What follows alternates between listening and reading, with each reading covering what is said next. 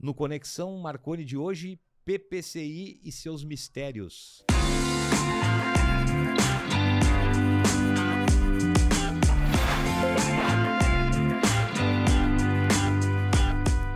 Olá pessoal, sejam muito bem-vindos a mais um episódio do Conexão Marconi, o podcast da Marconi, soluções em saúde, segurança do trabalho.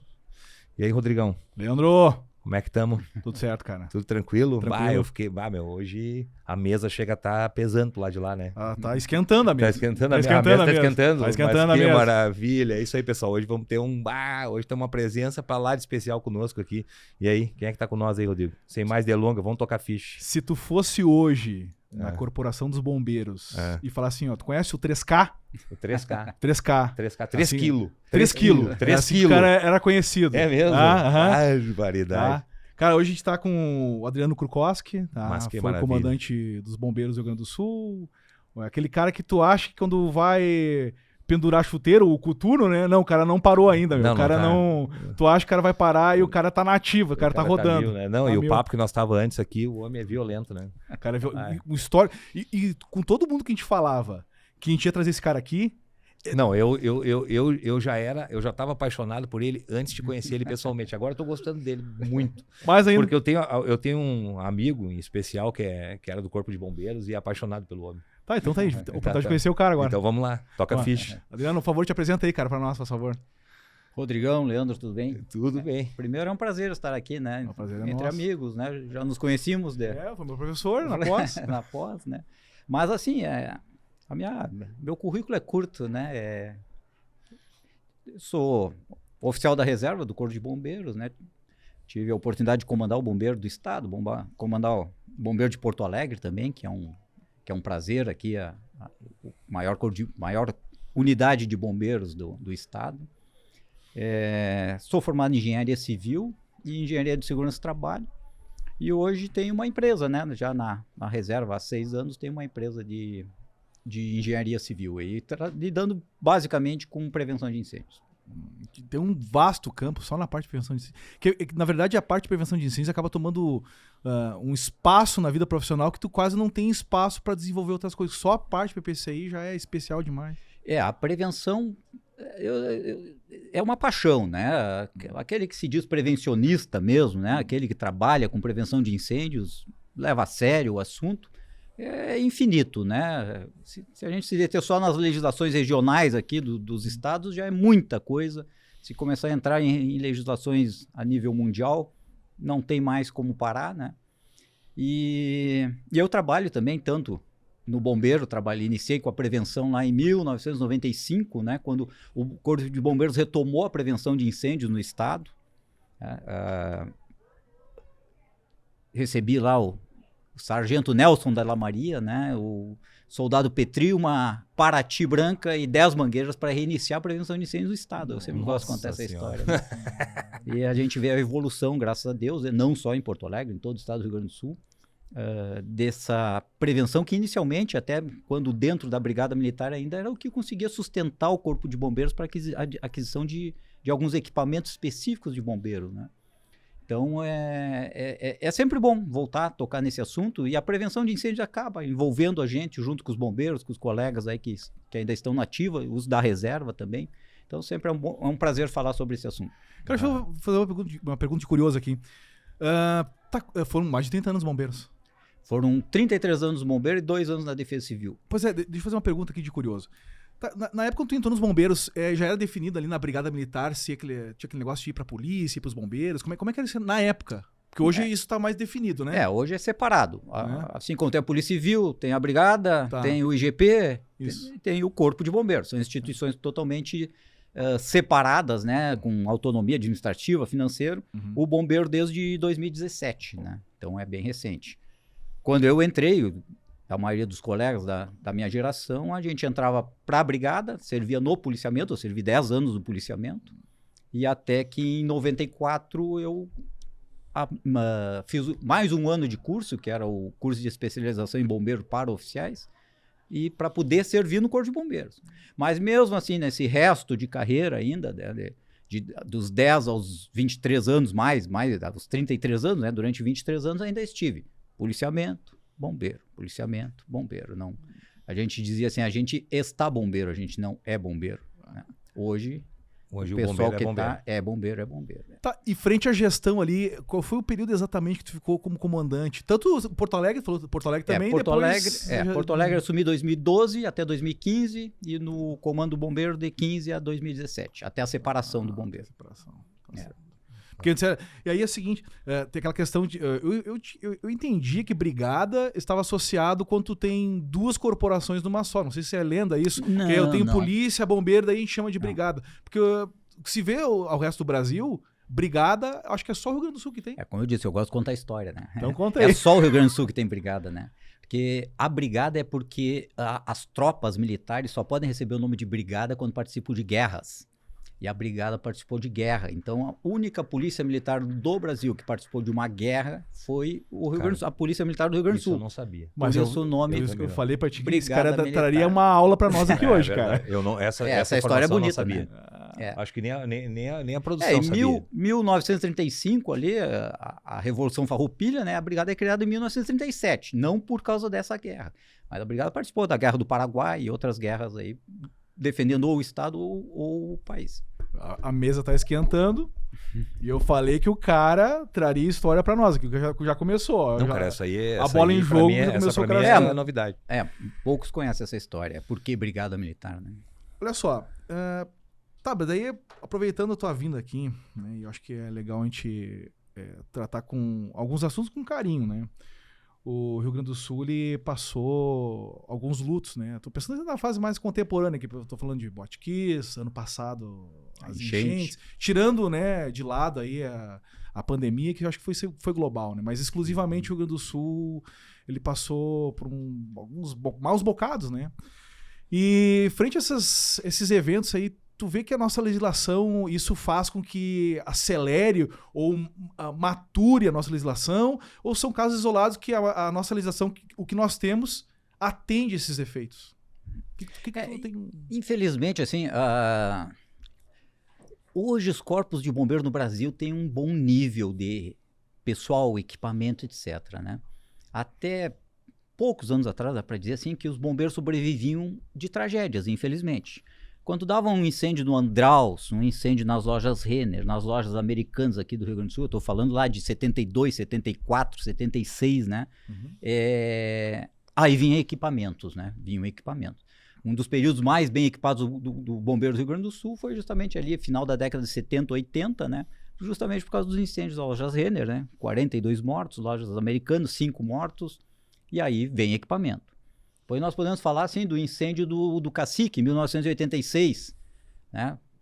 Bombeiro precário, aí vem lá em 98, ali no finalzinho do governo Brito, 10 viaturas de combate a incêndio, vem uma autoescada mecânica, como a gente diz, cheirando ainda o incêndio do Cacique, né?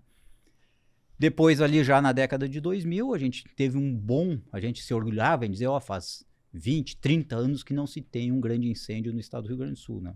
E infelizmente vem a tragédia da Botkiss ali, e que também gerou mudanças, tanto na legislação como em equipamentos, em efetivo, etc., né? Culminando, né, ali com a emancipação, né, a criação do Corpo de Bombeiros Militares do Rio Grande do Sul com a separação da Brigada Militar. Comentava antes aqui, né, que hoje de manhã ainda na Gaúcha, né, anunciando a aquisição de 2 robôs de combate a incêndio a um custo de 6 milhões cada um, né? 12,3 milhões de investimento no Corpo de Bombeiros. E o próprio Macedo, né, da Gaúcha, ali às 11 e pouco da manhã, comentava, isso só é possível graças à separação do bombeiro da Brigada Militar, pelo profissionalismo, etc. Dá autonomia para o, né? Isso, claro. Palavras do Macedo, a Brigada tinha suas prioridades, às vezes, em vez de comprar um caminhão de bombeiros, comprava 10 viaturas de policiamento, claro. E o bombeiro ficava, né? E eu sempre gosto de dizer, eu já trabalhei em Porto Alegre com 10 estações de combate a incêndio e nós tínhamos 3 caminhões de combate a incêndio.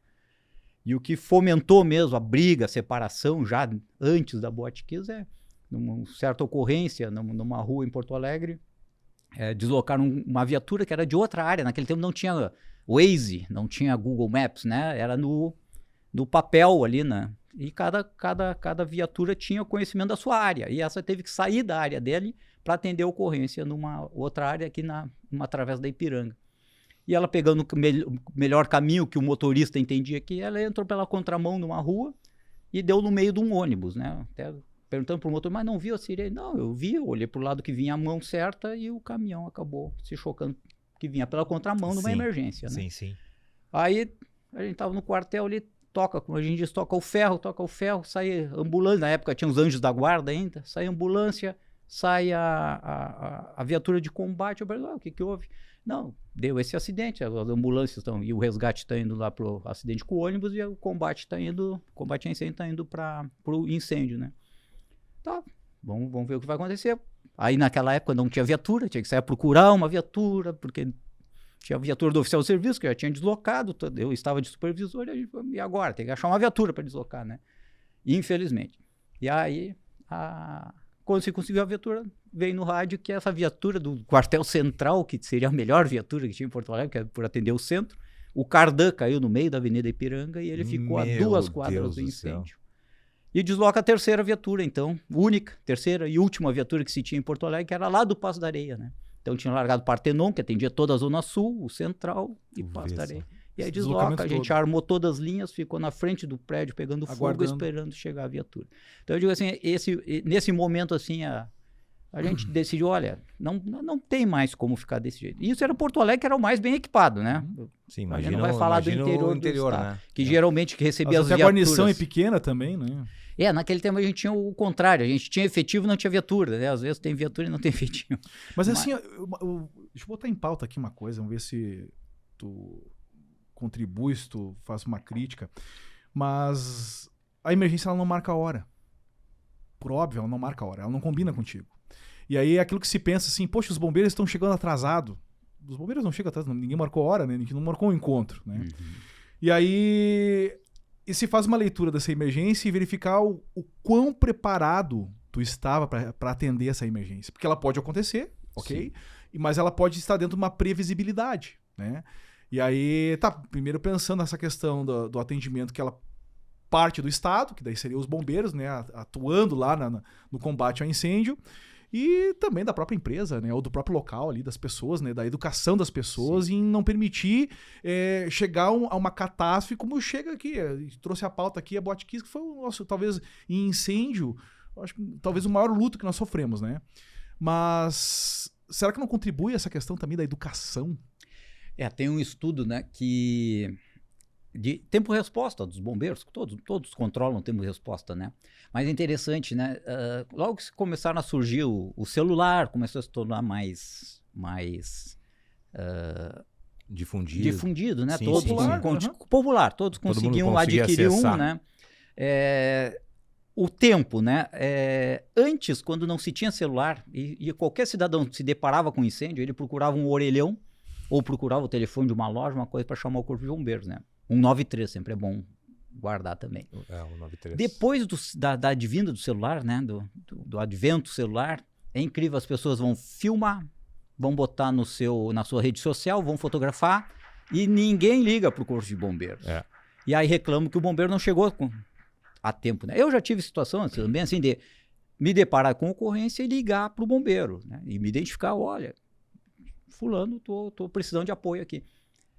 E quem tá ali na hora da ocorrência parece uma eternidade. Se a gente controlava, deu 5, 7. Sim. Em Porto Alegre, 7 minutos no máximo o corpo de bombeiros vai estar chegando. Mas para quem tá esperando a chegada... É uma eternidade. Demorou meia hora. Demorou.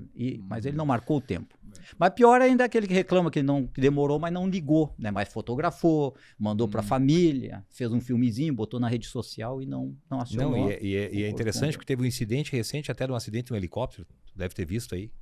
Saíram vários vídeos na internet, não lembro onde é que foi, acho que foi nos Estados Unidos. E aí, cara, o troço tá caindo, tem um monte de gente filmando. O ato, sabe? E a pessoa ela tá completamente absorvida pelo celular, a ponto de nem largar aquele celular para tentar prestar um socorro, para tentar deslocar. Mas deixa eu contribuir com a informação. A vida dele mesmo em risco. Não, isso, com a própria vida em risco, até a pessoa próxima, não posso perder essa imagem desse helicóptero caindo. Não, mas assim, para não se perder totalmente a ideia da filmagem, que ela pode ser usada como ela é útil, ela é útil, claro. Mas ela não é ali aquela coisa do, como é que chama assim, não, eu quero um espaço espaço na internet aqui, eu que tô filmando essa catástrofe aqui, ó. Daí o cara começa a filmar lá. Não, mas liga para um 93, né? Que é atendimento. Primeira, segunda chamada já vai atender, explica a situação e depois vai fazer seu vídeo, né? Sem problema nenhum. E o vídeo serve depois como prova, até para perícia. Claro. É ótimo, né? Claro. Mas primeiro ligue pro Corpo de Bombeiros. Mas tem uma baita pergunta para te fazer. Pá, não tava no script aqui, mas deixa eu fazer essa pergunta. Se eu ligo hoje pros bombeiros, tá? Eu tenho uma emergência, né? Que vai envolver os bombeiros. Depois vamos discutir o que é a atuação dos bombeiros. Daqui a pouquinho vamos discutir o que é, daqui a pouco é uma atuação que deveria pertencer a SAMU, por exemplo, né? Podemos discutir até a questão de resgate, né? E salvamento. E a parte, obviamente, do incêndio. Então, logo eu ligo pros bombeiros. O que tu recomendaria como informação importante eu deter comigo para poder passar pros bombeiros, para poder receber esse atendimento? Assim, isso é pergunta excelente, né? Desde o tempo que eu estava na ativa, a gente tem uma parametria, dá para se dizer assim, o número de ligações a gente entende se é real ou não e as proporções desse incidente, acidente. Sim, esse evento, né? Esse evento. Sim, trote deve rolar pra caramba, né? Tem bastante trote ainda, Sim. né? Ou uma interpretação também, infelizmente, né? O cara pode chegar uma emergência. Um trote maldoso mesmo. A gente não é tão detalhista quanto o SAMU, né? A gente liga pro SAMU, eles querem saber, tá consciente, não tá consciente, qual é o batimento cardíaco, qualquer, mas pede uma série de informações pelos recursos que eles têm, né, para melhor acionar o recurso que necessário, né? O bombeiro é mais objetivo, né? Me dá o endereço, e às vezes a gente diz assim, o endereço é acesso a. Acesso A em Porto Alegre tem uns 10 acessos mais A. ou menos. Né? Então, no mínimo, né? Tá jogando então, por baixo. Acesso A, de que vila, de que bairro, né? De que comunidade, qual é o acesso A?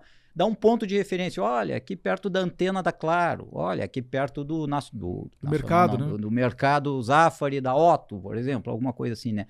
Dá um ponto de referência e pela voz, o atendente já sabe. Faz uma triagem. Pode cair uma ligação, ele já sabe se é emergência mesmo ou não. Se entrar 5, 10, 15 ligações, ele já vai mandar uma segunda guarnição. Ele já não vai mandar só a primeira. Ele já manda uma segunda guarnição. Sim, a coisa é feia mesmo. Às vezes já aciona o SAMU, porque ele... mesmo que não tenha nenhuma vítima ainda, ele aciona o SAMU, olha, o SAMU aproxima lá, porque é possível vítima tanto do bombeiro, pode ser uma vítima, como alguém que está numa edificação, num veículo. Né? Ô, Cross, eu tô vendo tu falar e tô pensando aqui. Hoje se faz uso de alguma tecnologia, tipo imagem por satélite, para conseguir verificar em tempo real se essa ocorrência está havendo? Tem algum recurso nesse sentido que tu tem conhecimento? Assim? Não, pelo menos assim, do conhecimento que eu detenho, né? Não. Até me chamou a atenção que ontem também, na mídia, estavam divulgando que a Brigada Militar vai começar a utilizar as redes sociais a partir do ano que vem, né? Para receber informações de ocorrência. É interessante, né? O cidadão pode fazer um pequeno vídeo ali, faz uma videochamada até, diz, tá tendo um tiroteio aqui no bombeiro, tá pegando fogo, deu um acidente, e já manda um vídeo, manda uma foto pro atendente, o cara vê que o atendente vê que realmente temos uma ocorrência, e ali ele já consegue medir a necessidade de autoescada, de resgate, de busca e salvamento, de produtos químicos, de mergulho, de tanta coisa que tantas variáveis. De bombeiro. Porque a gente escuta falar tanto, né, dessas instalações aí, principalmente para aparelhamento da polícia, né? Sistema de câmera em tudo que é região, centro, regiões principais. Daqui a pouco, se a corporação também pode usar essa tecnologia, né? Para poder... A gente sabe que naquele incêndio da Secretaria de Segurança se perdeu grande parte do antigo centro de operações, né, tanto de polícia como bombeiro, na região metropolitana aqui, digamos assim, né? Então, agora talvez até devido a isso, as aquisições novas sejam mais fáceis de já agregar algumas coisas que antes estavam meio amarrados naquela tecnologia que veio para a Copa do Mundo lá de 2014. Né? Legal. Tá, me diz uma coisa aqui, ó, olha só. Ainda em cima daquela pauta que eu estava puxando antes, né, quando eu vou acionar o Corpo de Bombeiros, não existe ali uma leitura de que eu possa levantar ou fazer. Bom, acho que agora chegou o momento aquele que nós temos que chamar o bombeiro. Ou até um pequeno evento. Tivemos um incêndio aqui, um curto-circuito num aparelho, eu estou num prédio. Meu Deus, será que isso é para chamar os bombeiros? Existe isso, não? Não. Assim, seria uma boa dica, né? Também para poder fazer. A melhor dica é chamar o quanto antes. né? Ontem ainda estava assistindo um podcast até, um bombeiro conhecido lá de São Paulo, que está aposentado e mora hoje nos Estados Unidos, e ele participando do podcast. E ele fazendo algumas comparações do bombeiro de lá com o bombeiro daqui. E ele disse assim, e sobre perícia, né? E ele falando ainda essa questão assim, para mim, às vezes, o mais importante da perícia, né? Como iniciou o fogo? Se foi no curto-circuito, se foi na torradeira, se foi no ar-condicionado, o que foi? Por que propagou tão rapidamente o incêndio, né?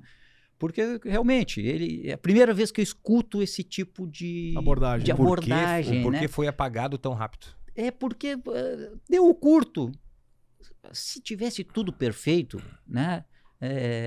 Cairia um disjuntor lá e morreria por ali o incêndio, né? Mas não, aquilo ali vai progredindo, porque a instalação não foi feita por um engenheiro eletricista, foi feito por um contratado, subcontratado. Ou só o executante, ou o próprio eletricista mesmo, né? E ele dizendo lá que lá ele pegou uma perícia que tinha sido uma torradeira e gerado um incêndio, né? E gerado uma causa lá de milhões.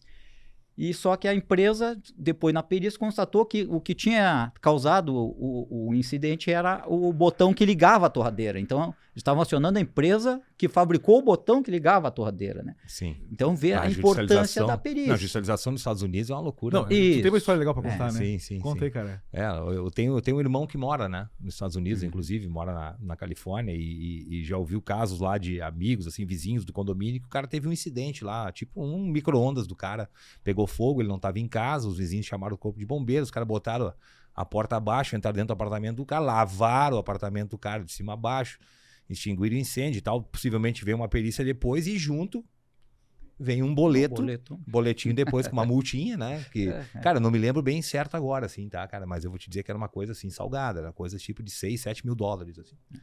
Entendeu? Quer dizer, os caras te ajudam, mas eles te cobram, né? Se comprovar que o dano foi uma negligência isso tua, não existe pra nós aqui. Isso aqui pra cá... Ou existe essa previsibilidade? Não, existe... a legislação prevê os serviços emergenciais e não emergenciais, né? Por exemplo, a prevenção de incêndio é um serviço não emergencial, por isso tu paga por ele. Tu paga por uma análise, tu paga por uma vistoria. Às vezes tu quer fazer um simulado, é um serviço não emergencial. Se computa lá quantos homens foram, viatura, combustível, desgaste, isso se cobra, né? Retirada de abelha, às vezes não é a abelha não está atacando ninguém, enxame de passagem, às vezes parou ali, daqui um dia, 2 ele vai sair de novo. Não, mas tá botando em risco meu filho, alguma coisa assim. Quer chamar o bombeiro? Bom, o serviço não é emergencial, não é uma emergência, daí eu retirar a abelha. Isso é cobrado. Daí é cobrado uma taxa. Isso cobrado uma taxa. Há uma previsão legal. Muitas vezes não se cobra, né? Mas há previsão legal de cobrança para esse tipo de serviço. Mas eu também tive um caso semelhante, né? Um primo meu que mora há 17 anos nos Estados Unidos, ele foi para lá para pintar casas de terror, lá tinha muito, né? E o Luiz Henrique, o Wick, e ele estava pintando lá, na casa de terror, geralmente tudo fechado, não tem muita janela, ele meio no escuro lá, com uma iluminação, pintando a casa de terror, daqui a pouco bate nas costas dele, é um bombeiro, olhar para trás, tinha 2, 3 bombeiros, né? Ele, não, teu compressor da pistola de pintura acionou o detector de fumaça, que automaticamente acionou o corpo de bombeiros lá e eles vieram, né? E nós estamos aqui. Mas já tá tudo bem, fica tranquilo. Ah, que legal. Até ele brincou, meu primo é bombeiro lá no Brasil. E ele pois é. Daí ele tirou um bolachão do braço, deu, manda pro teu primo lá no Brasil, disse que ele vai ser bem-vindo aqui, quando quiser vir mais. E... caneta, toma aqui uma multa e até se entende, né? Por ter colocado em risco a propriedade, os vizinhos, já é cultural, é cultural, né? Deles, né? É cultural. Coisa que aqui talvez a gente não... Cara, isso é uma coisa que é incrível lá, assim, quando eu vou no meu irmão, cara, só quem viu um caminhão de bombeiro americano sabe aquele que modelo deles, né? Não, cara, uma vez eu tava no supermercado, encostou um caminhão com uma escada, sei lá, se é Magiros que chama aquilo. Pensa um monstro num caminhão, desceu uma meia, 2 de bombeiro dentro. Aquilo, o cromado, assim, tu te enxerga, é um espelho, assim. E a população, assim, as pessoas, é uma valorização tão grande para quem é de força, né, militar, policial. Exército, marinha, aeronáutica, polícia, Meu Deus, bombeiro, aquilo é uma loucura. As crianças querem ver aquilo, daí eles botam no caminhão, eles mostram. Sabe? É um negócio assim, é uma... Não, isso aproxima a população da corporação, faz parte da cultura, faz parte da cultura. Mas isso a gente tem também aqui, tem, né? claro. Bombeiro, sim. A questão das pessoas, eu vejo elas mais próximas da corporação. Não a ver necessariamente com os bombeiros, mas tem um amigo meu que toca um projeto chamado ProErd, que Perfeito. Vai um policial nas escolas. Sim. Cara, aquilo as crianças adoram, um programa tão legal. Eu admiro tanto esse projeto. Legal. Isso é um programa até, acho que, se não me engano, mais. ele é americano. Mas isso aproxima a população das corporações e faz ter aquela visão de que a corporação é nossa amiga, né? Que é a visão real. Mas quando eu me deparo com essas coisas, eu fico até em função de amigos que eu tenho que eu estava te comentando que foram da corporação. Fica aquela coisa assim, pô, tu vê que o pessoal do efetivo é tão engajado, é uma galera tão... Aquilo tá no sangue, uma paixão na alma do cara. E às vezes, pô, por falta de investimento público mesmo, por comprometimento do Estado... Sabe? Aí tu vê aqueles caras hiper aparelhados. Eu fico imaginando meus amigos num carro daquele, cara. Tipo, os caras gostam mesmo do negócio. No Brasil, algumas das viaturas dessas importadas tem no Distrito Federal, tem já em São Paulo, né? É diferenciado. Lá a pintura, aquela... cada bombeiro, ele é municipal o bombeiro lá. Eles não têm bombeiros estaduais. Eu não sei bem como é que funciona, né? nunca pesquisei. Tem muito voluntário e bombeiro municipal. Né? Uma escola... E aí, cada um tem um símbolo e aquela porta é pintado à mão com tinta, vou dizer, de ouro, banhado a ouro, mas eles têm veneram aquela viatura. Um prestígio tremendo em cima daquela... E assim, no Brasil, né, agora em maio, junho ainda saiu uma pesquisa, né? O bombeiro no Brasil sempre foi o primeiro colocado em termos de credibilidade, né? E esse ano ainda chegou a 97%, né, de credibilidade entre as instituições públicas do Corpo de Bombeiros no Brasil, né? Sim, que legal. É muito respeitado. Isso. Porque o bombeiro, às vezes uns me interpretam mal, né? Mas eu digo assim, às vezes o bombeiro é aquele servidor chato, assim, chato no sentido assim de ele não quer ficar no quartel. Se o cara ligar aquela história do gatinho em cima da árvore, né? Liga pro tem um gatinho em cima da... Ele não quer ficar no quartel. Ele quer sair, ele quer ir pra rua, claro. ele quer atender realmente. Eu ia justamente apontar isso aqui, que eu acho que é perceptível, que a diferença aqui é justamente o fator humano. É verdade. Um fator humano que nós temos aqui bem aparelhado, como é o caso dos caras fora, é uma corporação imbatível. Seria 100% de aceitação. Porque, cara, os caras têm todos os recursos à disposição, tu tá entendendo? Tudo. Então, aqui, às vezes, a ausência de recursos faz o cara ser um cara diferenciado realmente no aspecto humano dele, né? Ele tem que se diferenciar. A gente tem que entender assim também, né? No Rio Grande do Sul, 497 municípios, né? Quando eu saí do Corpo de Bombeiros, nós tínhamos bombeiro militar em 101. Atende 80 e poucos % da população, né? Nos maiores municípios. A gente só tem, também, a época ali, eu acredito que não deva ter mudado, mas... Se depois da minha ida para a reserva se conseguiu colocar, nós só temos 49 municípios com mais de 50 mil habitantes no estado, né? E nós tínhamos bombeiro militar em 48 municípios, faltava só Canguçu. E agora, a questão de 3, 4 anos atrás, Canguçu foi criado o bombeiro militar no Canguçu. Então, assim, o bombeiro militar atende quase 90% da população. E temos os bombeiros municipais, voluntários, né? Os SCABs, né? A nossa Constituição Estadual fala no Serviço Civil Auxiliar de Bombeiro, né? Não fala em bombeiro voluntário, não fala... Mas constitucionalmente seriam os SCABs, e que também tá se criando bastante aí pelo interior do estado. O SCAB, ele é treinado pelo bombeiro militar, recebe muitas vezes equipamentos do bombeiro militar para prestar serviço naquela comunidade que o estado não vai conseguir botar bombeiros naquele município com menos de 5 mil habitantes, por exemplo, né?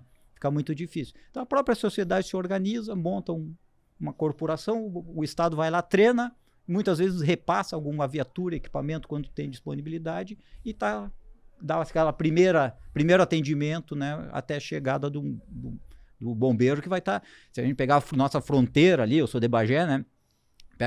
Se pegar uma linha ali, Bagé, Quaraí, Barra do Quaraí, Uruguaiana, Itaqui, etc., dá quase 100 quilômetros uma cidade da outra, né? E no meio disso tem comunidades, tem campo, que precisa, às vezes, do atendimento do Corpo de Bombeiros. Lá na fronteira, né? São muito grandes, né? É que às vezes Uruguaiana, acho que talvez seja o maior município, vai olhar no mapa lá, gigante, gigante, né? É que às vezes, de uma forma geral, o pessoal associa o bombeiro ao incêndio, né? Mas, na verdade, exatamente. os bombeiros fazem muitas coisas que não são relacionadas a Tá isso. aí uma boa pergunta. Tu poderia explicar pra nós como é que funciona dentro da corporação?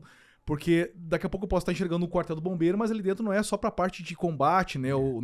Ou controle de incêndio. Tem ali também um departamento que cuida praticamente da parte de PPCI, né? Como é que funciona isso? Como é que é essa divisão? Esse mesmo bombeiro que atua na emergência, ele também trabalha no departamento de PPCI? Daqui a pouco eu consigo, né, aproveitar esse cara? Como é que funciona isso? A gente tem duas situações bem distintas. Interior e capital ou grande Porto Alegre, né? Às vezes no interior não se tem condições assim de ter o homem que trabalha só no combate a incêndio e ter o homem que trabalha só na prevenção, né? Sim.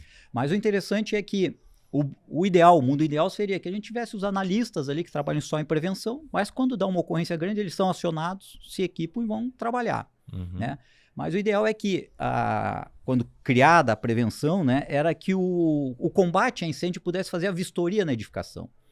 Porque daí ele passaria, no momento de uma ocorrência, eu já estive fazendo vistoria, eu sei que o hidrante está aqui, que tem sprinkler, que tem um morador deficiente ou um cadeirante em tal pavimento, que o elevador... Que diferença que dá, né? Então, é só o cara que vai a campo mesmo, né? O cara, né? Isso, o ideal é que o olho dele ali já conhece. E muitas vezes no interior, até por essa falta de ter menos efetivo, as distâncias, etc., às vezes tu vai tirar a guarnição para ir 50 quilômetros no município vizinho que não tem bombeiro instalado, mas ele tem que ir lá fazer a vistoria, né? Hoje a análise é toda online. Então, qualquer lugar do estado a pessoa faz a análise, pode fazer até de casa. Mas a vistoria é presencial. Então ele tem que pegar a guarnição com a viatura, às vezes a própria viatura de combate a incêndio ou de resgate, até o município vizinho fazer uma vistoria. Mas o bom é que ele passa a conhecer que é aquela edificação. Sim, conhece aquela edificação, claro. E no caso de um acidente ou de um incidente ou de uma ocorrência, ele já sabe, não, aqui eu já vistoriei lá, eu sei que é assim, que o hidrante está mais perto ali, até o hidrante público que vai abastecer a viatura está em tal lugar, né? E eu tenho vários amigos, assim, que têm negócios diversos, assim, né? Desde supermercado. Cara, entra no tema PPCI, bicho, os caras ficam loucos. Arrepio o cabelo, né? É uma... Mas, assim, isso a gente volta e meio surge esse tipo de assunto, assim, né? E eu digo, ainda semana passada houve um INDEC na Unicinos, né? Que é um workshop, o 8º workshop sobre segurança contra incêndio e desempenho das edificações. E a gente comentava nesse sentido, assim, né? Hoje tá toda essa polêmica, né, do meio ambiente, né? Projeto no Congresso, projeto aqui em Porto Alegre, projeto no Estado sobre o licenciamento ambiental, a autodeclaração, né? Não vou entrar nesse mérito, não é minha área, né? Se é bom ou se é ruim. Aí pega alguns municípios, e Porto Alegre se inclui, tu quer fazer um prédio, quer fazer uma casa, a análise do município é pelo perímetro. Eu digo assim, que no meu tempo de engenheiro, né, quando me formei em engenharia, eu entrei em 81, entrei com 16 anos para engenharia, muito antes de entrar para a brigada, e a gente aprovava projeto na CRT, na CE, na SMOV, na Corsã, se fosse o caso, apresentava projeto estrutural, né, para a prefeitura. Para vários órgãos. Para vários órgãos, né? Hoje é aprovado pelo perímetro do prédio, né? E não há uma vistoria depois dessas. E praticamente hoje, posso estar enganado, mas do pouco que eu conheço, um dos únicos órgãos que ainda vai no prédio ver se realmente foi instalado, e mesmo assim se encontra muita dificuldade daquela coisa extremamente certinha, é o bombeiro, né? Então o pessoal fica assustado, por quê? Porque ninguém mais vai.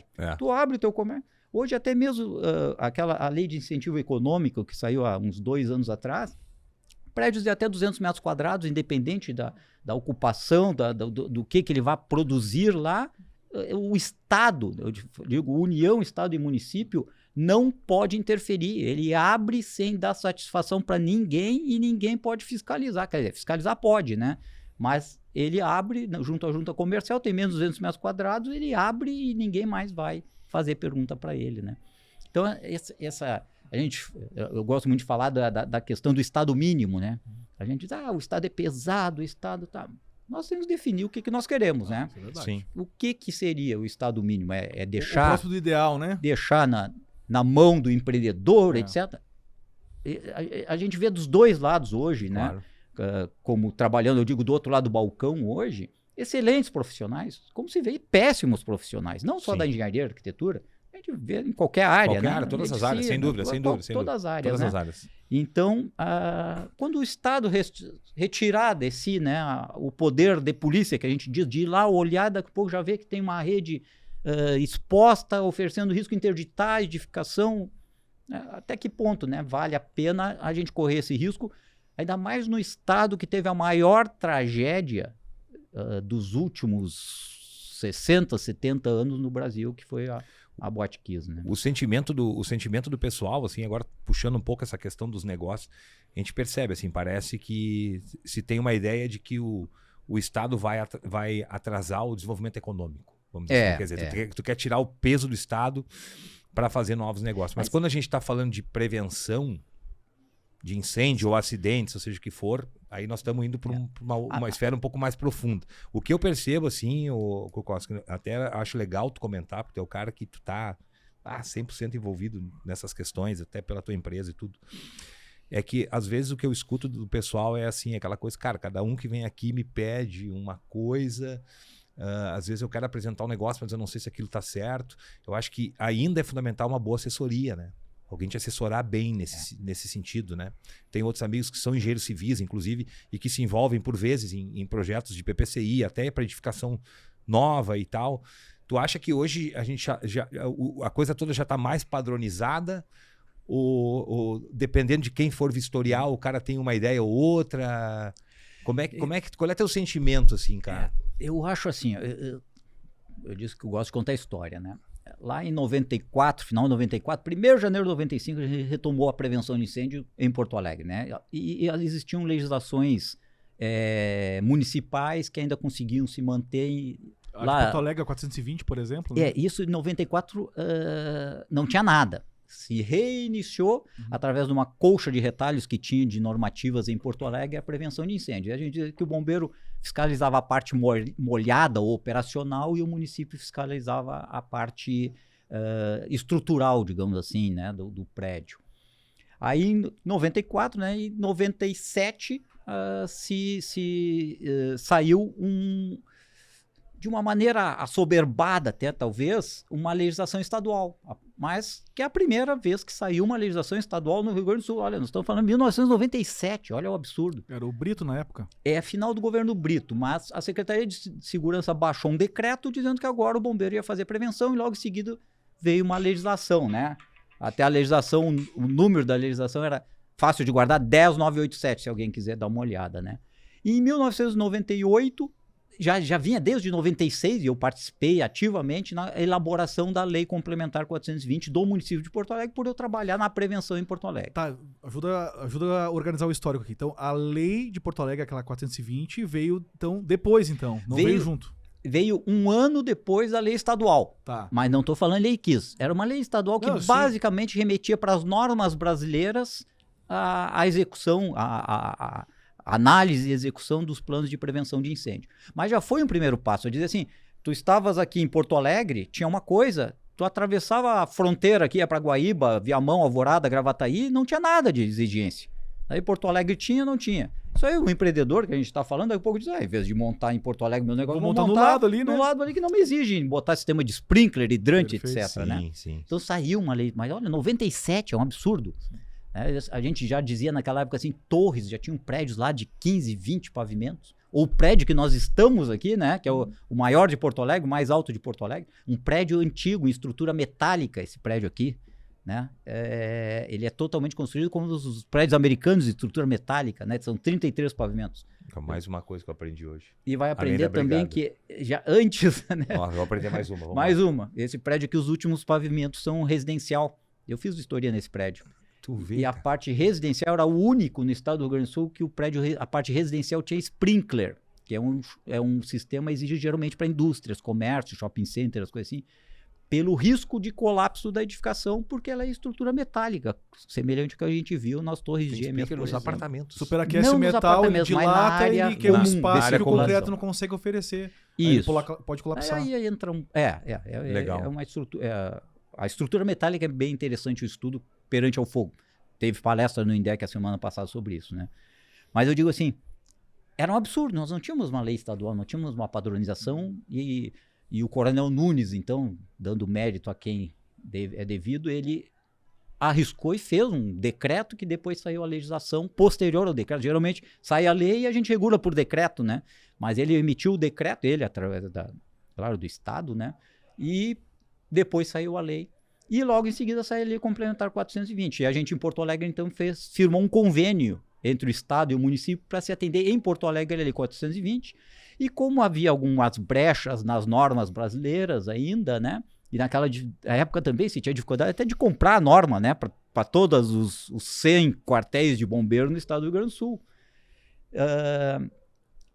Onde havia essa brecha se atendia a 420, em todo o estado, né?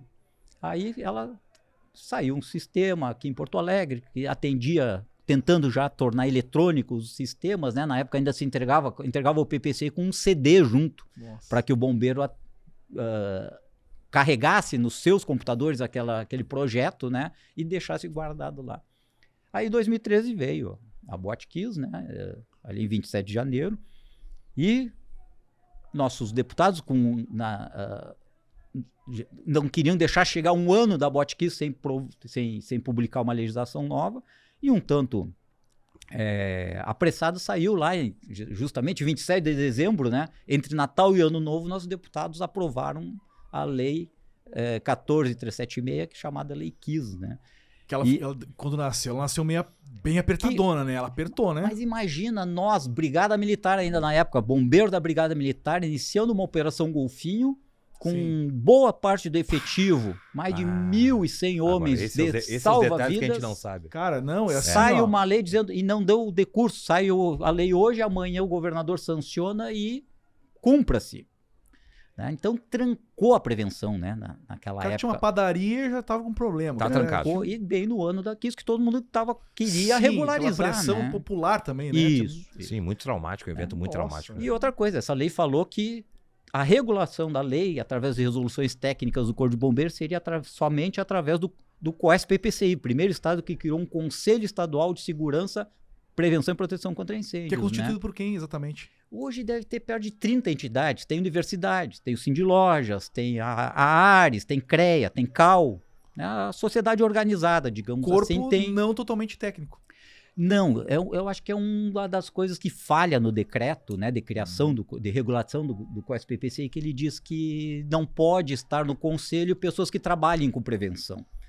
Então acaba indo pessoas na boa vontade de colaborar até lá, mas ficam ouvindo, anotam, trazem para a entidade estuda e aí através de ofício, de e-mail, manda para o Corpo de Bombeiros suas demandas e que muitas vezes não se tem retorno, né?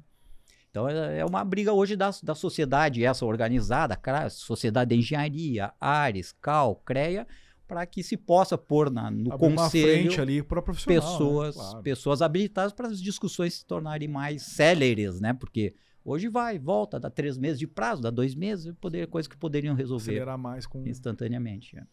Então trancou a prevenção, né? Porque trancou no sentido de todo mundo querer, a gente não sabia nem como tinha que sair resoluções técnicas ainda aprovadas pelo Conselho, o Conselho não tinha sido criado, né? Foi criado lá em maio, junho de 2014, que daí começa a reunir para fazer as resoluções técnicas e até lá ninguém sabia o que fazer direito, né? Mas hoje se evoluiu muito, né? A prevenção pós-Kiss é uma loucura, né? É uma loucura a evolução que se teve. Esse evento que tá relatando é bem aquela coisa da manobra política, assim, né? Tipo, eu tenho que dar um retorno pro meu eleitorado ligeiro de alguma coisa, empurra. Eu me lembro que na época foi uma confusão, fecharam um monte de coisa. A sorte é assim que o relator da lei, quem ajudou, era o Adão Vilaverde, que era engenheiro. Então, muita coisa ele aceitava dentro das conversas que se tinha até altas horas da madrugada na Assembleia Legislativa com ele lá. E os seus assessores ali, o McDouglas, que era um dos assessores, que a gente acabou tendo amizade tantas horas que a gente ficava junto lá tentando regular a lei, mas cai lá Na bancada, no plenário, no pleno lá, cada um... Aí vem as pressões, né? Vem a pressão do Sindes Lojas, vem a pressão da Fiergues, vem a pressão para não ser tão exigente ali, Sinduscom, né? Ser tão exigente, né? Sim, sim. E acabou saindo. Mas hoje, assim, eu acho que hoje a gente fala prazos, né? Eu trabalho muito na região metropolitana, tu encaminha um PPCI hoje, uma semana, 15 dias depois, tá aprovado, tá notificado para alguma correção.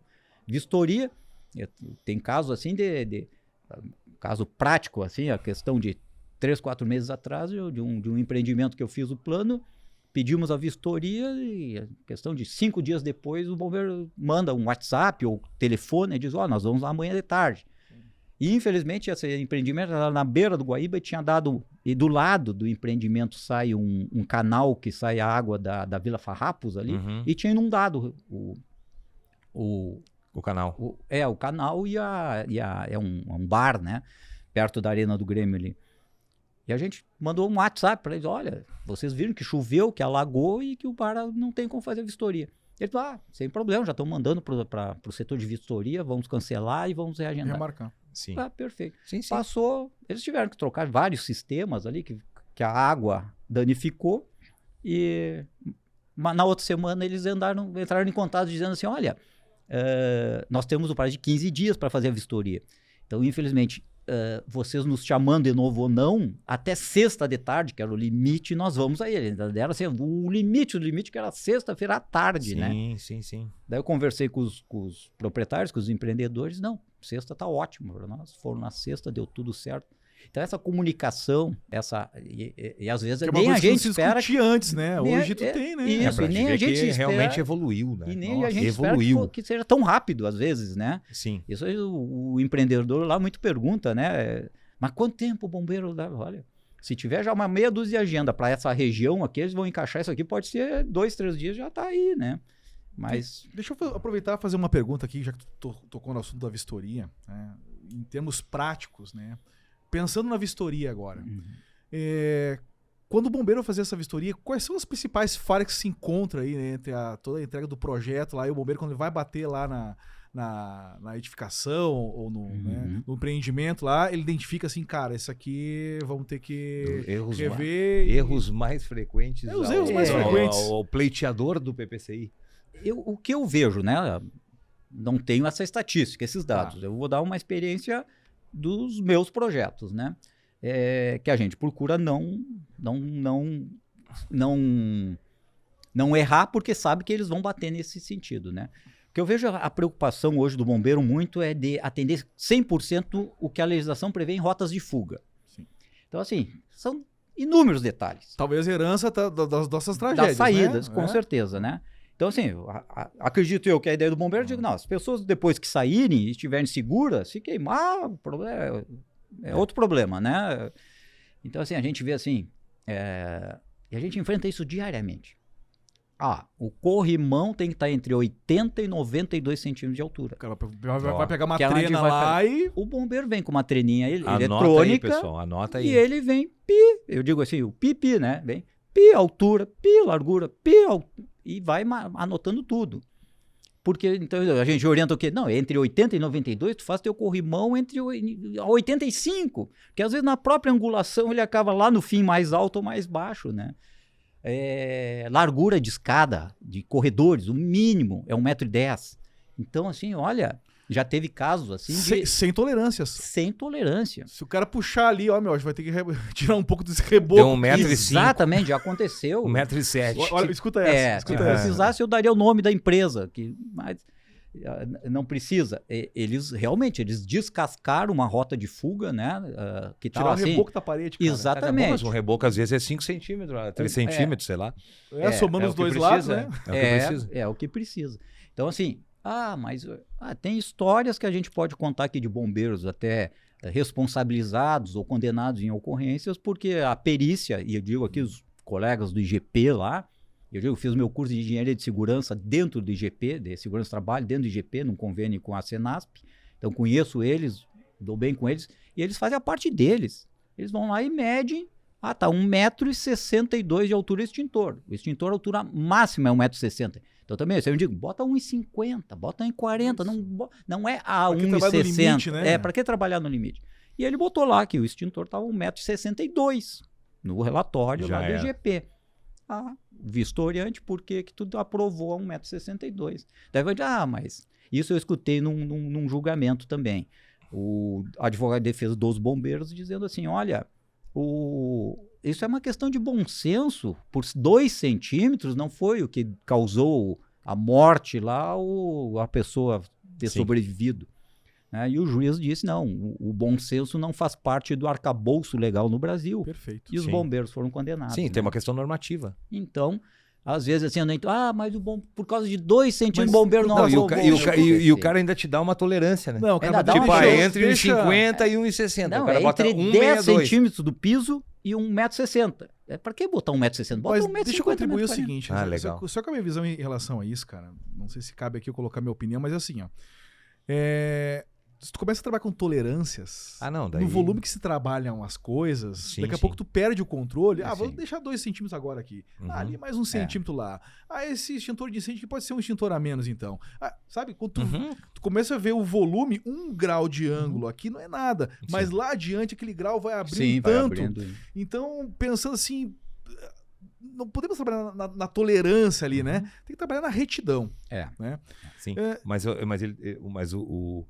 o que o Krukowski trouxe agora é extremamente importante, assim, cara. Eu gosto quando o convidado traz coisas que são de ordem prática mesmo. É isso aí, mas eu vou, né, tipo, a altura é essa, o corrimão é essa. Eles estão muito... Eu me lembro da Botkiss, que muitas, inclusive casas noturnas em Porto Alegre foram interditadas depois do evento, justamente porque, não tinha como evacuar.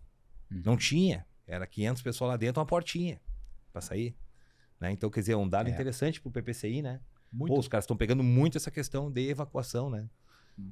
Uma outra questão que tá pegando agora, eu queria puxar essa pauta. Ele já elencou corrimão, largura da saída. Largura da saída, guarda-corpo, altura do é extintor. Vamos ver, deixa eu trazer mais umas coisinhas para a audiência aí. Guarda-corpo, né, interno, é 1 metro, no mínimo, 1,05. Então por que eu vou fazer um guarda-corpo a 1,05? Faz a 1,10. Deixa uma margenzinha, mínimo.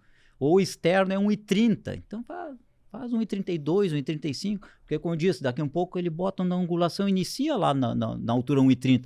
Daqui a pouco aqui na ponta chegou em 1,29. O serralheiro errou 1 centímetro. E lá vem o pipi do bombeiro, na treninha eletrônica, pipi 1,28, vai reprovar. E tu vai ter um trabalho, às vezes, de retirar aquilo, corrigir, soldar. Às vezes ele está soldado na parede, está pintada, tem que repintar, já fica manchado.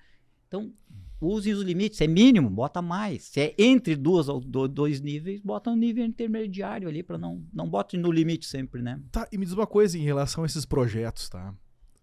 Onde é que eu incluo aí a questão, por exemplo, quero embutir aqui a questão dos carregadores dos carros elétricos. E nós vamos entrar numa polêmica. Pode reservar mais 1 hora aí. Tu sabe que até voltando à questão dos Estados Unidos, né? Meu irmão recentemente comprou um carro elétrico lá. E o condomínio dele, tranquilo, permite assim, até que tu estacione o carro dentro do condomínio, mas tem condomínios hoje que os caras não deixam tu colocar o carro dentro do condomínio. Num ambiente fechado dentro do condomínio. Em função do risco de incêndio, enfim, essa coisa toda. E tem condomínios que não deixam que tu ligue o carregador no condomínio, na garagem do condomínio, tu tem que carregar fora. Eu acho que o mundo inteiro está aprendendo com os acidentes que estão ocorrendo com os veículos elétricos, né? E aqui a gente fala assim, a gente tem esse preconceito do carro elétrico, né? Ou fala o carro eletrificado, né? Mas a gente não pode esquecer que é a mesma bateria que eu tenho aqui no meu celular, escala, né? De íon lítio, né? Que tem nas como é que é? Não é lambreta que tem na rua aí para os patinetes. É a mesma que tem nas bicicletas. Tem vários dispositivos elétricos. Nas motos elétricas aí, que tem lojas que a gente... com dezenas e dezenas de lojas com bateria vendendo motinhos, né? Às vezes não precisa nem de carteira, nem muito menos de placa. Sim. E tem o mesmo risco, né? E acontece, volta e meia acidentes, e hoje todo mundo tem um celular que acaba filmando, ou câmeras internas dentro dos prédios, a gente vê os acidentes acontecendo.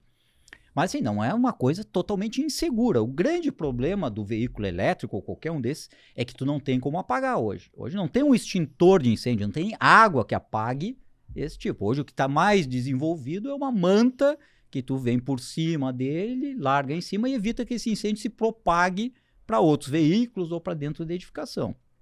Tá? Então, mas o índice ainda hoje, até porque a gente não pode comparar alhos com bugalhos, como a gente dizia lá em Bagé, né? As estatísticas mostram assim, mas para cada carro a combustão cada 14 carros a combustão que queima um elétrico. Sim, mas tem milhares de carros a combustão. Só que os carros a combustão nós temos desde a década de 30. Claro. Então, quero ver quando esses veículos elétricos começaram a ficar mais antigos também, né? Hoje eles são novos. Sim. Não é para dar problema um carro novo, né? E o incêndio com um carro a combustão tá apaga com água.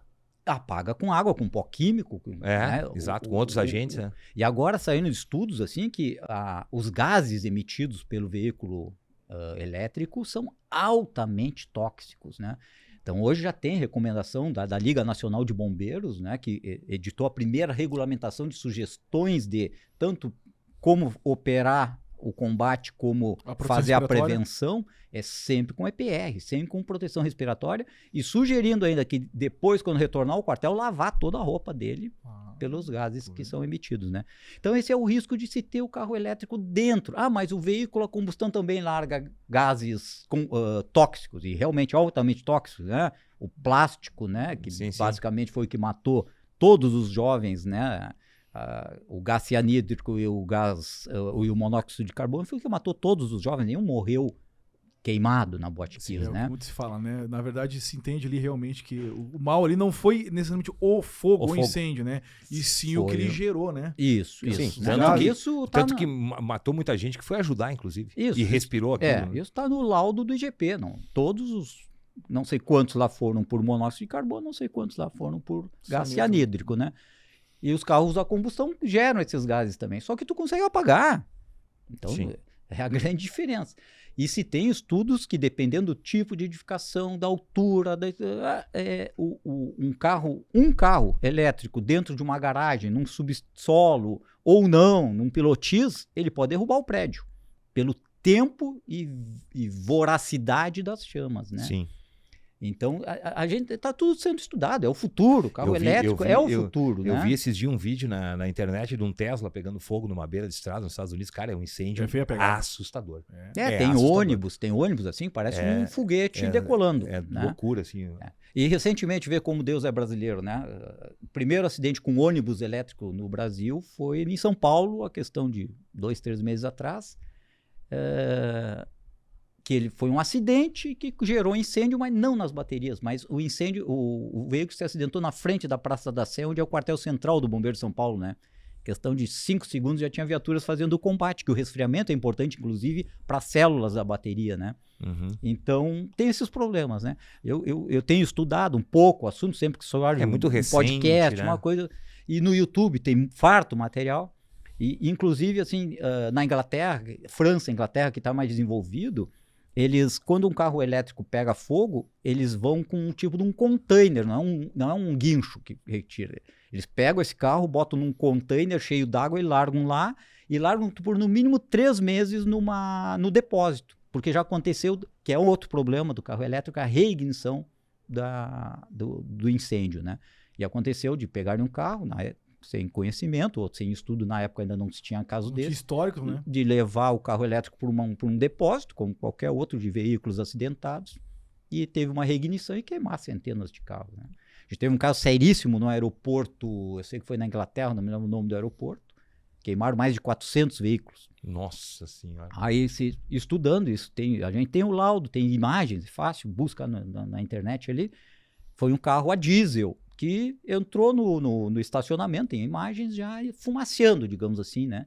O cara viu que estava fumaceando, estacionou num box lá e saiu. E o carro começou a pegar fogo. Mas foi um carro a diesel. Só que quando chega nos veículos elétricos, esse incêndio cria uma dimensão, e o bombeiro que chega não tem como apagar. Do carro a diesel lá, ele foi lá e apagou, mas os carros elétricos não apagam, né? Então, tem que se estudar muito ainda, já tem algumas regulamentações no Brasil, né? A própria sugestão da Liga Bom é que onde tem veículo elétrico parede, corta-fogo em volta dos veículos e chuveiro automático mesmo em prédios residenciais em cima desse carro elétrico. Eu acho que isso vai pegar mais em condomínio, né? Condomínio vai ser muito complicado. Condomínio vai ser um negócio complicado. Assim Mas como tu falou, né? Uma garagem centers, né? Esses grandes centros, assim, né? Lojas. Mas o mais importante hoje que a gente vê, e eu cito o meu condomínio onde eu moro, já tem uma meia dúzia de carros elétricos, a instalação elétrica também tem que ser feita por um engenheiro eletricista emitindo uma anotação de responsabilidade técnica com um projeto, etc. Porque pode ser não o carro que pegue mais.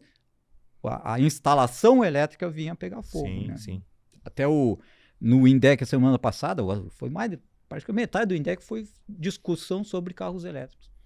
E um da Associação Brasileira de Veículos Elétricos trouxe um dado da Holanda dizendo assim, não, mas na Holanda, apenas 1 em cada 4 carros que pegam fogo estavam conectados fazendo a carga, né? Aí que ficou mais preocupado ainda, porque na Holanda provavelmente a carga elétrica é dimensionada, é feita por profissionais com engenharia, com fiscalização, etc. Ou né? seja, não é na carga o problema. Aqui a gente vê como é que são feitas as instalações elétricas, não são bem assim, né? Sim. Hoje tu vai puxar uma tomada nova, digamos assim, falando bem popularmente, para carregar teu carro elétrico, duvido quem chame um engenheiro eletricista que peça uma anotação de responsabilidade técnica, que ele faça todos os cálculos necessários para depois tu fazer a conexão, né? Chama lá o eletrotécnico, o cara que conhece um pouco de eletricidade. Aí vai aquela regra, bota um fio mais grosso. Bota um fiozinho mais grosso. É isso, e um disjuntor mais forte. Isso, esse é o preço que se paga por mau planejamento, né? Não, o negócio então, não é uma série de fatores. E lá, a minha fala no INDEC foi sobre perícia, e eu disse assim, eu tenho a solução de tudo, é perícia. O carro elétrico não foi feito para pegar fogo. Se pegou fogo, a bateria falhou, o proprietário que fez uma manutenção não adequada, o proprietário passou num buraco lá, bateu embaixo, geralmente a bateria fica no assoalho, né? Bateu e ele deixou por isso mesmo. Né? Então, a perícia, né? O importante da perícia, a importância da perícia. Então, se a perícia detectasse, não, foi a falha na bateria, aciona lá a fábrica. Como é que botou uma bateria que pegou fogo e ofereceu risco aí a dezenas de pessoas, né? Então, é tudo isso que tem que acontecer, que está por vir. Já tem aquela pauta das tolerâncias, cara. Sim. Não se pode ter tolerâncias, né? Já tem algum dado já que tu tá trazendo assim pra gente finalizar esse ponto, já tem algum dado do que foi o causador maior do incêndio nesses veículos? Foi um superaquecimento da bateria? Houve uma colisão onde houve perfuração e fechou um curto? O que a própria Associação Brasileira de Veículos Elétricos diz assim, tem que ter um controle muito bom da temperatura dessas baterias, né? Sim. Então o superaquecimento é gravíssimo nessas baterias e a perfuração, né? Assim como deu qualquer um deles, não pode entrar. Não, a bateria aqui novinha, aquela que já está meio inchadinha e que a gente continua usando porque não quer comprar outro celular ou não quer comprar. Tu pega uma faca e perfura ali, vocês vão ver a chama, o maçarico que vai formar ali. Imagina numa bateria maior. Hoje nós temos caminhões movidos, né? A gente está vendo carros voadores, todos movidos a bateria, né? A gente diz assim, é o futuro, a gente não tem como, mas a gente tem que ver como fazer o combate. Não dá para simplesmente deixar queimar, chegar o bombeiro lá, não tem muito o que fazer também. Sim, o fabricante, eu acho que ele está também engajado em melhorar essas questões, aumentar a segurança. Eu me lembro quando saíram os carros a gás, né? Gás natural. Sim, GNV. GNV, né? Também foi as mesmas discussões. Volta e meia a gente via explodir um carro sendo abastecido. Tem um vídeo lá, em Garibaldi, aqui teve um acidente grave. Carregando ali, explodiu o carro, destruiu o posto. Né? Hoje a gente escuta acidentes com gás natural veicular. É verdade. Há muito tempo que a gente não vê, né? Então, assim, é uma novidade. Me lembro que para praia, na época da praia, caminhões paravam carregados com GNV para abastecer os carros a GNV para quem ia para o litoral, porque os postos não tinham ainda a estrutura, né? E hoje também é a mesma coisa. O carro elétrico, a gente vai para... Daqui a pouco não tem onde tu carregar o carro elétrico ali, né? Então... Isso aí vai ser uma evolução natural e que daqui a um pouco já vai estar tudo resolvido. Isso aí já vai vira uma coisa cotidiana, né? Normal. Krukowski, aqui, cara, é uma pena que eu já tô indo pros finalmente aqui, cara. Porque o tempo nosso aqui é curto. Passa rápido. Muito, Passa cara. muito rápido. E Conversa vou te falar boa. uma coisa. Não, o homem já conversa... acaba. Não, de novo já vale o round 2, né? Cara, já tá convocado já pro round 2, cara. Round 2, prazer, né? cara. Prazer. Senão fica uma lástima de ficar nesse bate-papo aqui restrito e uma aula pra receber desse homem aí. Ah, tá louco. Assim, última pergunta aqui, cara. O que tu vê, assim, que seriam os principais desafios daqui pra frente, assim, que a indústria poderia evoluir mais na questão de prevenção de incêndio? Que tu vê que tem espaço ainda pra poder, né, desenvolver? O que tu poderia, assim, um parecer teu como, né, profissional aí, aproveitar a tua bagagem? Tua vivência. Sim, eu tive oportunidade, não sei se eu posso dar o nome da empresa, mas que todo mundo conhece, que é a Vale, é de prestar uma consultoria por praticamente 4 anos para a Vale.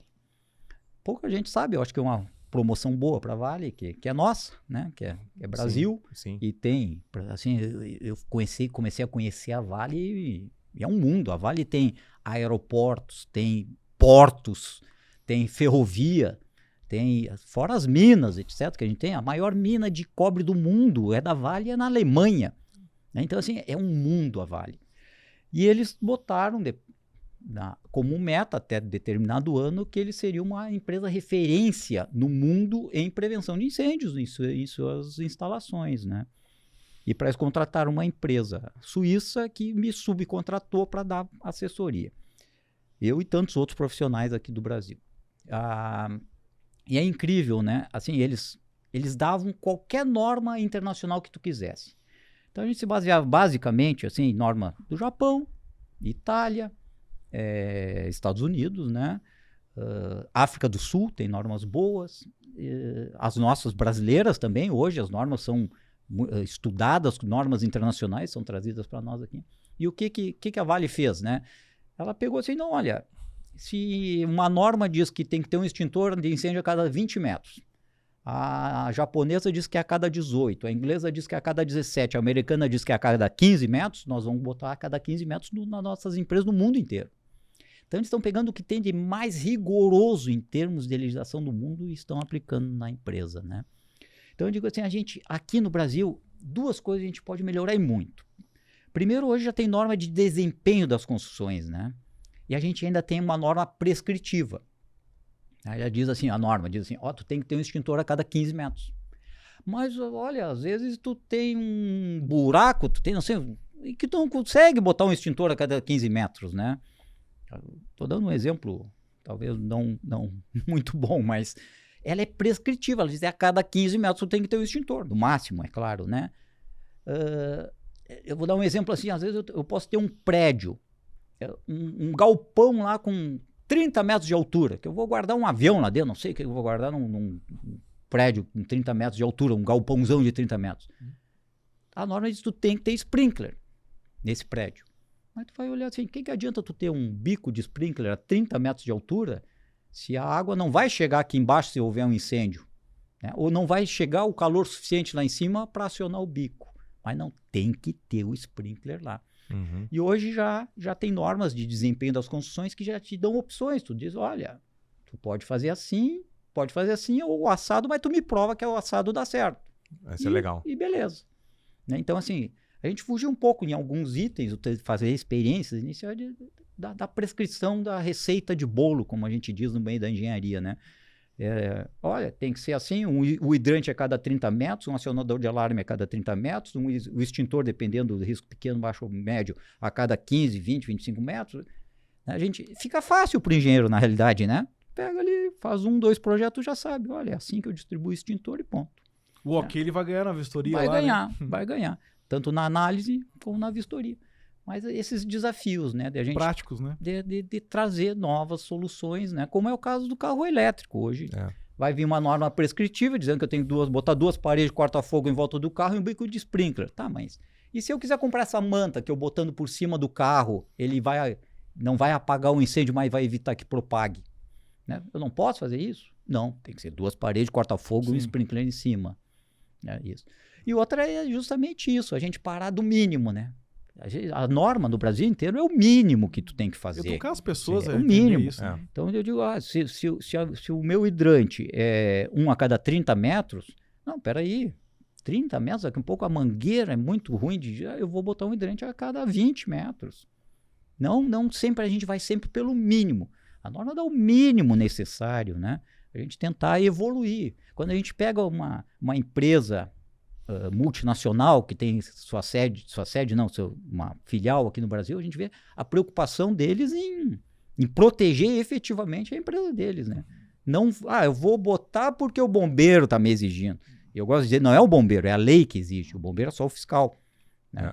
E às vezes não entende, né? O bombeiro pediu para botar um extintor, mas às vezes não foi o bombeiro, foi o engenheiro que fez o PPCI e a legislação que o engenheiro está cumprindo, né? Mas sempre sobra por Estado. A gente acha que sempre o Estado está para complicar a nossa vida e nem sempre é assim, né? Não, e por vezes o pessoal tem muito uma ideia também.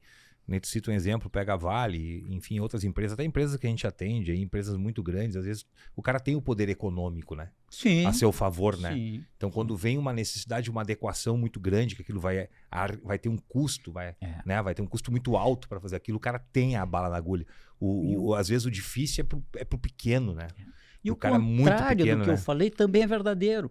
Nós passamos por uma enchente aqui, que muitas empresas tinham seu alvará, tinham tudo instalado e por qualquer motivo, por causa da enchente, quando baixou as águas, ele foi recuperar, ele teve que reinstalar todos os sistemas.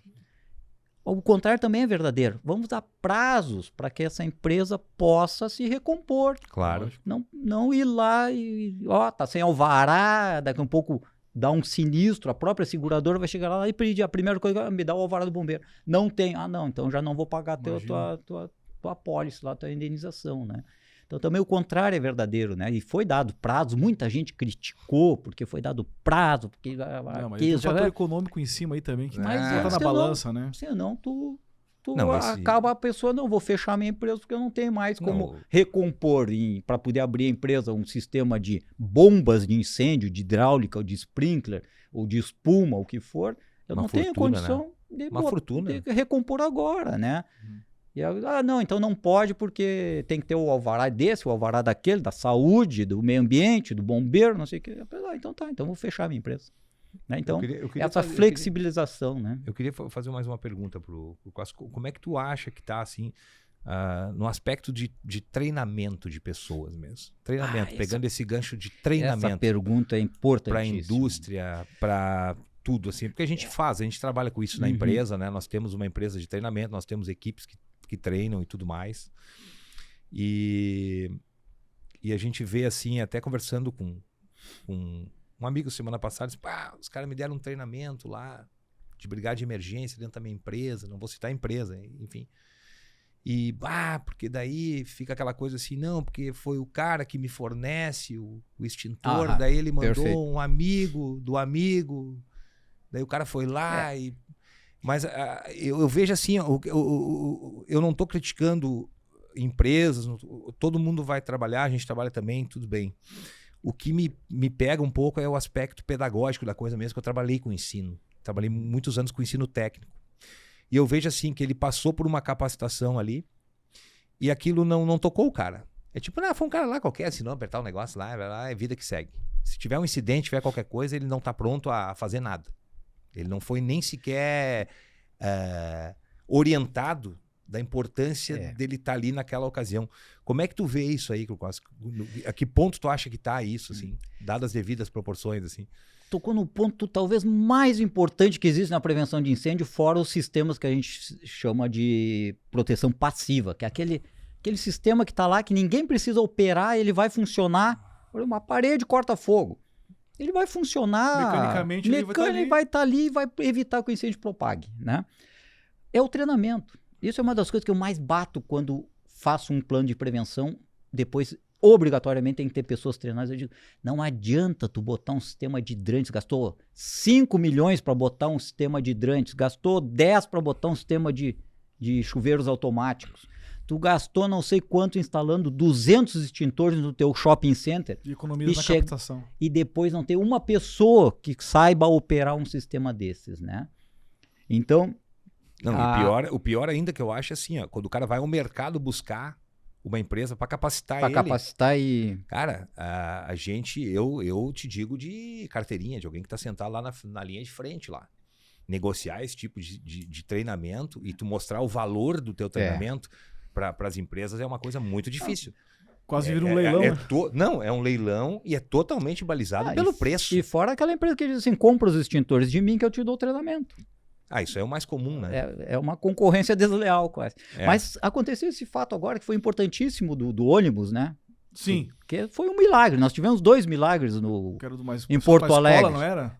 Tá. Que um foi o ônibus que estava cheio, 53 adolescentes, crianças, adolescentes. Sim, tem o vídeo, é bem forte. Depois foi muito divulgado que 2 desses adolescentes tinham feito curso de bombeiro mirim. Que legal. E nas imagens a gente vê um deles em cima de um carro, ajudando as pessoas a sair. Evacuar. O outro voltou lá dentro do ônibus, ver se não tinha ficado ninguém lá pra dentro, né? Por causa do treinamento que eles tinham recebido. Um usou a visão dele já era mais ampla, né? Não, usou. Por que os nossos filhos nunca tiveram isso na escola, no ensino médio, na escola? Mas a gente, né? Na engenharia, hoje tem uma lei federal, a 13.425, que diz que todos os cursos superiores de engenharia e arquitetura têm que ter cadeiras específicas de prevenção de incêndio. Nem todos cumprem, né? Isso é de 2013, 2014. Sim. Mas esses 2 jovens, inclusive um pega extintor do prédio que está em volta, alcança pro guri que está em cima do carro, ele tentando apagar com o extintor. Passou por treinamento depois que foram ver que eles tinham sido bombeiros mirins. Né? E isso a gente não vê num treinamento de brigada de incêndio, que a gente chama, mas é um treinamento, às vezes, para um prédio residencial de 5 horas. Sim. Né? Que aprende a desengasgar uma pessoa, uma criança, fazer um RCP até a chegada do SAMU, do bombeiro, que hoje está atendendo também atendimento pré-hospitalar.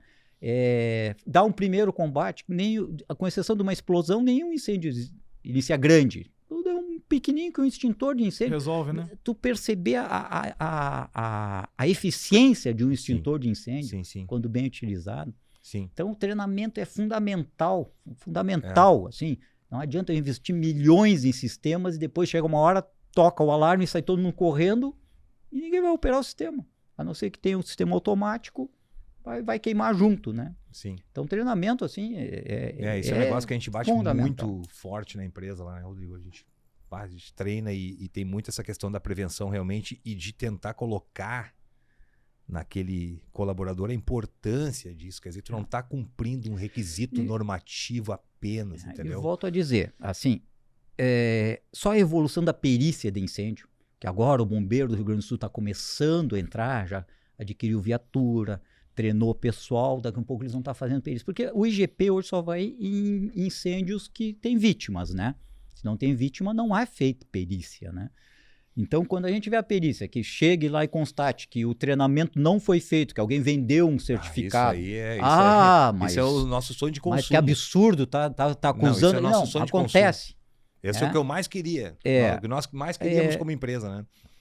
Assim, que houvesse essa fiscalização. Essa fiscalização nesse ponto. Né? Isso. Lá na ponta, lá, o que efetivamente nós temos aqui, uma situação eu ter a instalação dos hidrantes, sprinklers e tudo mais, e se efetivamente eu tenho uma equipe bem capacitada, claro uma equipe bem treinada. Aí a segurança do trabalho entra, né, com as CIPAs, com as CIPATs, que também... Estou levando informação. Dou palestras em CIPA, CIPAT, eu não sou cadastrado para dar treinamento, né, mas dou palestras, até no CREA dei palestra na CIPAT, e a gente vê assim, aquela pessoa reluta em ir. Vou perder minha manhã, ou 2 dias, ou 4 turnos para assistir aquilo lá. Depois que as pessoas começam a ver a importância daquilo ali, e começam a própria ali na sala, começa a relatar, meu pai, meu filho, eu já passei por isso. E a gente recebe vários feedbacks bacanas. Isso, é o mais recebemos vários feedbacks de várias empresas e alunos que estiveram cursando conosco. Gente que em casa salvou uma vida, gente que foi lá fazer um RCP num vizinho, salvou um vizinho.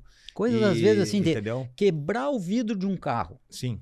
Às vezes, pessoas morrem dentro de um veículo porque está pegando fogo, porque está caindo dentro, está afundando dentro de um rio, que as pessoas não sabem como quebrar o vidro de um carro. E tem inúmeras facilidades, que às vezes dentro do veículo ou fora do veículo, para quebrar um vidro de um carro. Claro. Então, assim, treinamento. Treinamento. É o mais importante. É prevenção, né? Nossa, tu usou a palavra prevenção aqui, eu acho que no mínimo umas 50 vezes, né? O que a gente nota, assim, é que também existe eu pelo menos, assim, um insight bem meu, assim, de alguém que está na frente, assim, talvez mais comercial, menos operacional, né? A gente nota, assim, que existe um encantamento muito grande por essas questões que envolvem emergência, sabe? Então parece que é bacana, assim, às vezes a empresa lá do Krukowski, ela tem lá tem hidrantes, tem extintores, enfim, não importa como é a empresa, e aí o responsável lá, o técnico, o engenheiro, enfim, o cara tem uma ideia na cabeça dele assim, não, cara, eu quero pegar esses caras, levar esses caras para fazer o curso deles de incêndio lá na pista, não sei da onde, com um nível de fogo absurdo. Fora da realidade dele. Fora da realidade total do cara. E às vezes o cara não sabe nem onde está o hidrante e o extintor na empresa dele. Era mais valioso tu fazer um prático dentro da empresa do cara, né? Do que daqui a pouco deslocar para uma... Claro que há realidades onde, né, tu tem riscos industriais gravíssimos, tu tem que levar para um lugar realmente que vai ter uma coisa, entende? E às vezes até a gente discute, eu e o Rodrigo, né? Até relacionado à questão de espaço confinado e coisas desse tipo, né? Aquela coisa assim, mesma coisa. O cara pergunta, vai dar um curso de espaço confinado, mas vocês dão aí pelo menos 50% do curso, sei lá, é resgate, né? Vocês dão resgate, né? Então eu digo, prevenção. Mas então não é prevenção, porque se eu for só te ensinar a resgatar, se tu tá resgatando é porque tudo que deveria ter sido analisado antes não foi cumprido, né? Existe um pouco essa... Talvez o que a gente chama assim de uma cultura meio de bombeirismo para quem não é bombeiro, vamos dizer assim, entendeu? Então os caras, eu acho que eles deveriam ter uma visão um pouco mais prevencionista e pedagógica das coisas, assim, né? Tendo treinamento... ajuda a fazer uma leitura e uma triagem de tudo, né? Nem que seja para salvar a tua própria vida. Com certeza. Né? O simulado também, é importante simulados. Limitações ali, exatamente. Né? E deixa eu fazer uma propaganda aqui, eu acho que está encerrando nosso tempo.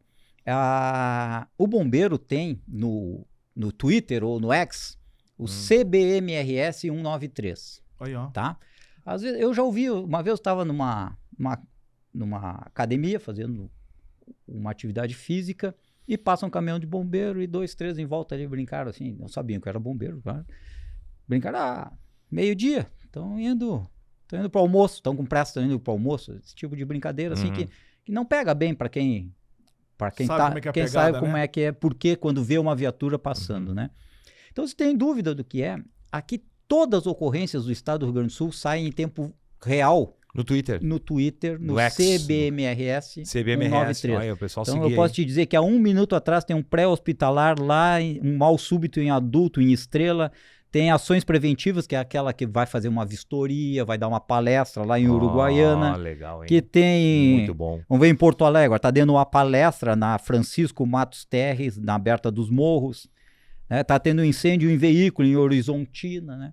Então, que interessante. acesso qualquer um, só se cadastrar ali e botar, vai ter todas as ocorrências. Às vezes passa perto da tua casa, assim, desliga a sirene ali diante, opa, é aqui perto. Entra ali e vê. E se puder ajudar, tiver capacidade, né? Vai ali e ajuda. Muito bom. Podemos divulgar já. Rodrigo, eu tenho que te dar uma triste notícia. Você errou nosso tempo. Nós podíamos ficar uns 3 dias com o Krukowski aqui, né? Mais ou menos. Mas assim, o que a gente tem... Qual é a nossa obrigação aqui, cara? Montar um round 2. Não, que baita papo, né? Não, meu Deus do céu. Pra variar, as horas voam aqui, cara. É assim, ó, nós temos que montar um segundo round, fazer um novo convite pra ti, Krukowski. Assim, cara, a tua presença aqui. Deixa eu fazer 2 agradecimentos. Primeiro, em relação à tua vinda aqui, tá? E a segunda, como cidadão, com tua prestação de serviço aí ao Corpo de Bombeiros aí, cara, eu te agradeço aí, né? Fez frente aí como comandante dos bombeiros, tu tomou a frente diante de uma situação delicada, vem lá, acompanhou toda a Boate Kiss, aquela situação toda. Então, como cidadão também tem que te agradecer aí como servidor, né? Verdade. Acho que é importante fazer valer que a gente faz por obrigação, né? Muitas vezes não é reconhecido, mas reconhecimento a gente sempre é bom, né? Agora a gente já está na reserva, mas para aquele da ativa é mais importante ainda, né? Sim. Às vezes ele vai lá, sai, que é um caco, ele carrega 24, 27 quilos de equipamento, sobe, desce escada, faz o combate, resgata o gatinho lá, vai, entra no caminhão, volta pro quartel, ninguém diz, obrigado. Né? Às vezes um simples obrigado vai motivar ele na próxima ocorrência, ele ir com mais vontade, com mais vigor e atender melhor ainda a sociedade. Eu tenho a felicidade de conviver com alguns caras aí da corporação, né? Os caras são fantásticos. São apaixonados pelo que fazem. Apaixonados pelo que fazem. Uma pessoa diferenciada, uma pessoa solista, uma pessoa... Que vejo com frequência. Tem um perfil eu tenho específico. Um grande amigo, hoje saiu sargento agora, o Wagner Luiz. Ele está fazendo mestrado em engenharia já. É engenheiro civil, está fazendo mestrado. Eu tomei um café com ele, tive a oportunidade de tomar café com ele há uns 3 meses atrás, ele ainda era soldado. E ele assim, não sei, eu disse, só não faz uma coisa, não sai do bombeiro, né? Continua no bombeiro, tu é feliz, não é? Tu sou, e tu vai ter oportunidade daqui 20, 30 anos quando te aposentar e lá botar na tua engenharia. Tu pode dar aula até hoje, mas não sai do bombeiro. Sim. Porque a vida fora também do serviço público não é fácil. Claro, você sabe, eu estou aprendendo, né? Quando a gente brincava, dizia, qual é teu hobby? Eu disse assim, faz 6 anos que eu fui para reserva, eu não tive férias. Faz 6 anos que eu não tiro. Assim, não colocou o chinelo ainda, tá? Né? Exato. Então, a gente é feliz no bombeiro, eu digo. Né? Continuem aí que vocês são felizes. Tem dificuldade, qualquer profissão. Em casa, a gente tem dificuldade também com a família, às vezes, mas é ótimo, excelente, a melhor coisa. Profissão também, não tem. Se é uma profissão que a gente não se incomode, que a gente não deite a cabeça no travesseiro de noite e fique pensando, puta, podia ter feito melhor, ou será que vai dar problema aquilo que eu fiz? Não tem. Não tem, todas têm.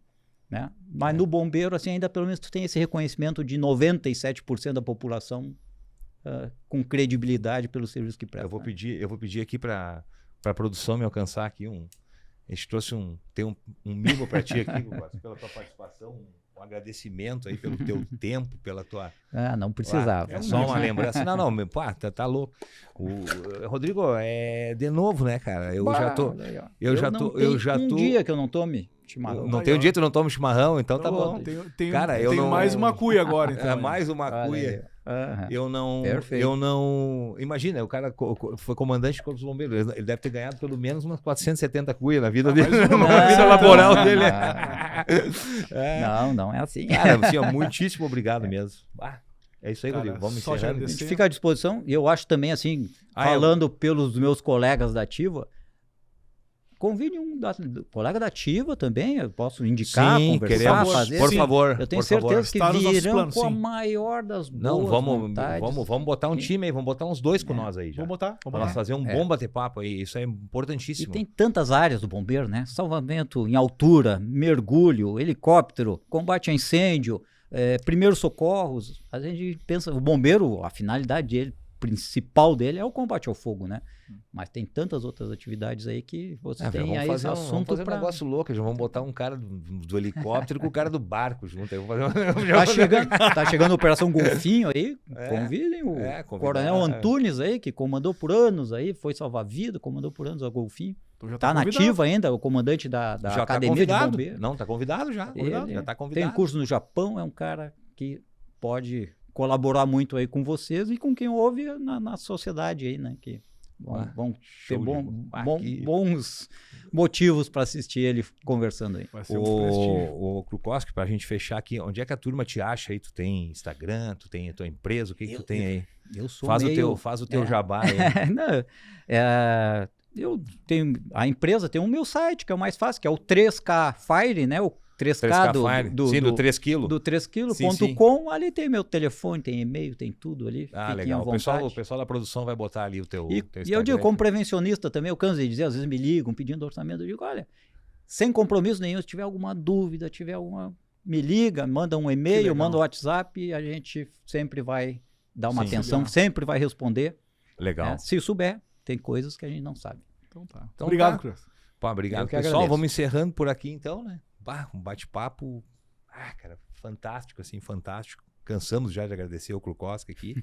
Gostou? Aquela velha história, né? Compartilha, acompanha lá no canal, né? Dá um like, comenta. Se tiver alguma dúvida, bota nos comentários. Critica, se quiser criticar. Se tiver alguma dúvida pro Krukowski, bota no comentário depois que a gente passa para ele para responder. E vamos encerrando aqui mais um episódio do Conexão Marconi. Mais uma vez, mais um para conta. Fechou. Mais um pra conta. Valeu. Um abraço, pessoal. Até a próxima. Valeu, abraço. Valeu.